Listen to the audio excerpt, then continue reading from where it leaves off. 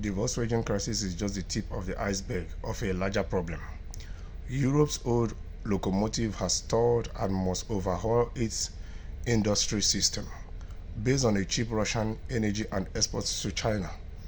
The announcement that Volkswagen plans to close 3 factories in Germany, lay off tens of thousands of workers, and impose pay cuts of 10% for the entire workforce has come as a collective shock in a place that defines itself as Autoland, the country of cars. In Germany, the automobile industry is much more than an economic sector, and the importance of Volkswagen transcends its profit and loss account or its numbers of employees. The motor giant has also been a symbol of German power.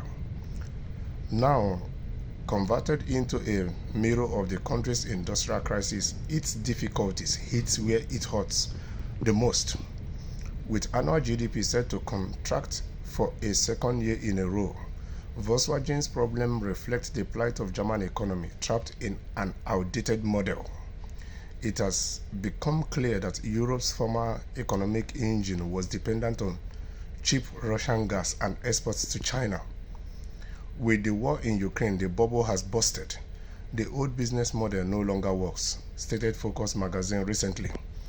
So you see, at the end of the day, it means that German's auto industry has been thriving for years due to their cheap Russian gas, the cheap Russian gas they are getting from Russia.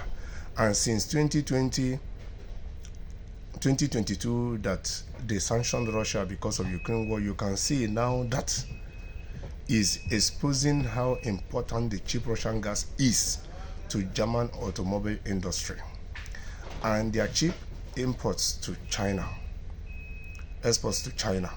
So you see, now it makes it more difficult for this industry to thrive. That's why you see that the German automobile industry is feeling a bit suffocated. They are facing difficulties and they are facing strong competition from China. And now they need to transcend to greener technology, and they don't even have what it takes for them to keep producing or transit with lesser hurdles to this greener technology by producing electric cars.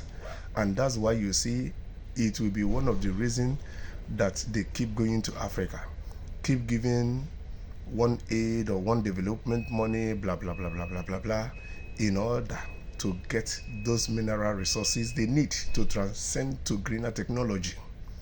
It is high time our people wake up from their slumber, because one of the strategies of the West is that they don't want a developed Africa whereby your mineral resources will be processed in your country.